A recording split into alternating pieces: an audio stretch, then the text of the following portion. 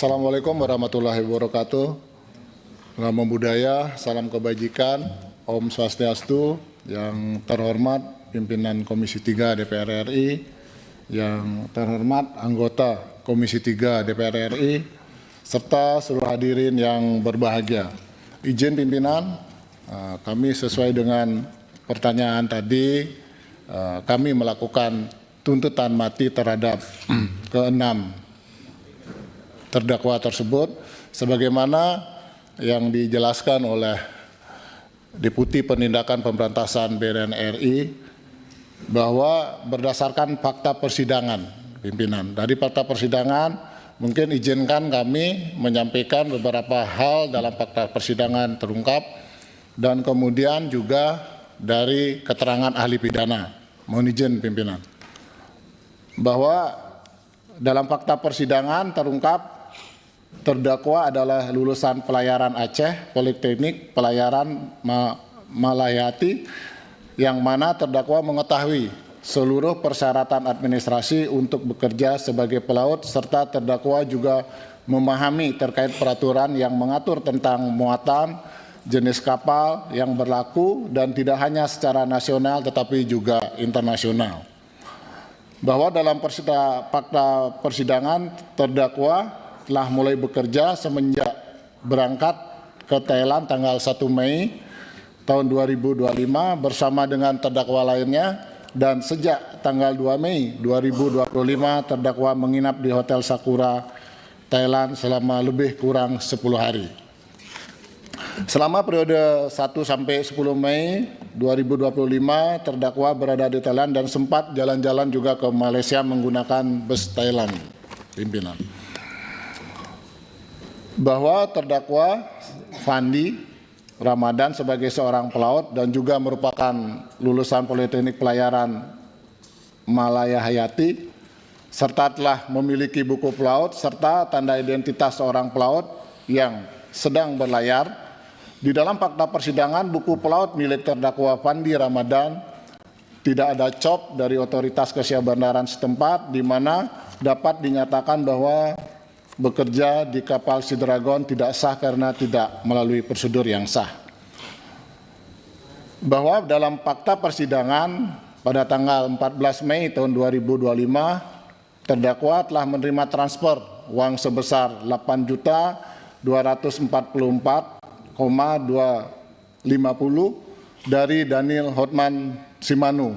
Uang tersebut sebagai kasbon untuk mulai bekerja sebagai ABK di kapal Sea Dragon.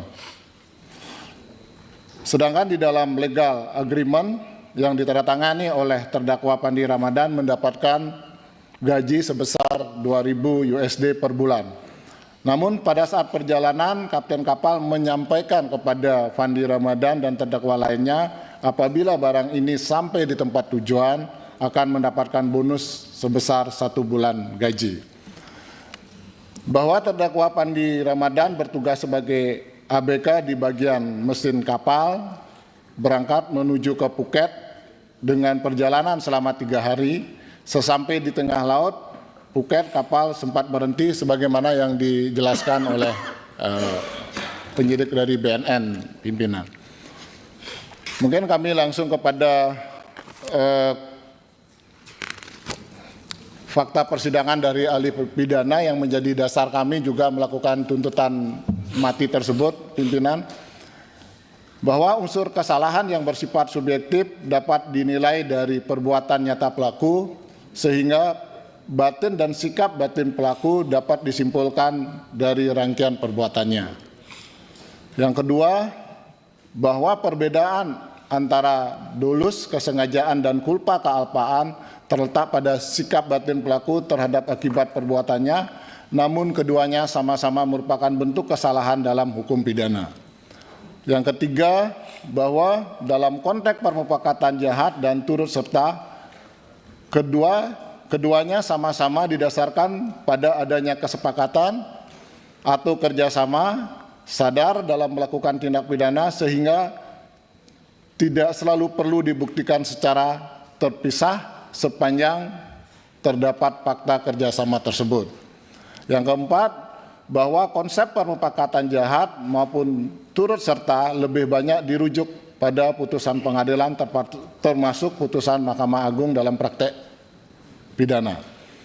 Yang kelima, bahwa dalam menentukan pasal yang dikenakan terhadap pelaku harus dilihat keseluruhan rangkaian peristiwa, bukan hanya pada awal kejadian melainkan hingga akhir kejadian. Yang keenam, bahwa dalam perkara 6 orang awak kapal yang diperintahkan membawa dus yang tidak diketahui isinya namun tetap menjalankan perintah hingga terjadi penangkapan, perbuatan tersebut menunjukkan adanya kesadaran mengambil risiko yang dalam hukum pidana dapat dimaknai sebagai bagian dari unsur kesengajaan. Yang ketujuh, bahwa ketidaktahuan awal dari isi barang tidak serta-merta menghapus pertanggungjawaban pidana, apalagi pelaku tetap melanjutkan perbuatan dan menyadari adanya risiko hukum. Yang ke-8, bahwa ketidakmampuan menolak perintah tidak serta-merta dapat dikualifikasikan sebagai paksaan menurut pasal 48 KUHP kecuali terdapat paksaan fisik yang nyata dan menyebabkan pelaku tidak memiliki pilihan lain. Selanjutnya yang ke-9, bahwa paksaan psikis pada prinsipnya tidak termasuk dalam pengertian paksaan sebagaimana dimaksud dalam pasal 48 KUHP dalam penilaian atas hal tersebut merupakan kewenangan majelis hakim.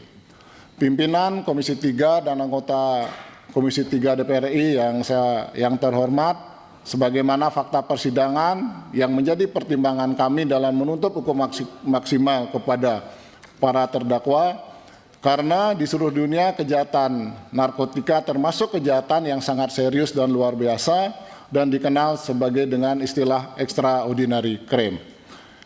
Karena tindak narkotika dapat mengakibatkan kerusakan kesehatan manusia, merusak generasi muda, dan di lain sisi narkotika merupakan bisnis yang sangat menguntungkan bagi jaringan peredaran gelap narkotika dan sangat merugikan bagi negara. Mungkin itu pimpinan yang menjadi dasar kami untuk melakukan tuntutan maksimal terhadap 6 para terdakwa, Pak. Ya, ini ada Pak Muhammad Arfian ya. Ada yang ingin disampaikan, Pak? Ya, silakan. Bismillahirrahmanirrahim. Assalamualaikum warahmatullahi wabarakatuh. Mohon izin yang kami hormati pimpinan Komisi 3 beserta seluruh anggota Komisi 3 yang kami hormati. Kami JPU Muhammad Arfian ingin menyampaikan setulus-tulusnya sedalam-dalamnya permohonan maaf dari kami yang mana atas kesalahan kami di persidangan kemarin, yang mana akan menjadi bahan evaluasi bagi kami untuk ke depan. Selanjutnya kami telah dilakukan pemeriksaan dan dinyatakan bersalah oleh Jamwas serta sudah diberikan atau dijatuhi hukuman disiplin. Sekali lagi kami mohon izin, mohon maaf atas kesalahan kami di persidangan kemarin, yang mana kami berterima kasih kepada pimpinan Komisi 3 atas koreksi dan atensinya kepada kami, akan menjadi bahan koreksi bagi kami. Mohon izin Bapak. Assalamualaikum. Jadi rekan-rekan terhadap saudara Muhammad Arfian ini udah case close ya. Ya, kita maafkan ya, dan kita berharap ini anak muda ya. Siap. Ke depan bisa belajar ya, bisa lebih bijak lagi dan bisa maju karirnya. Siap. Ya. Oke, berikut.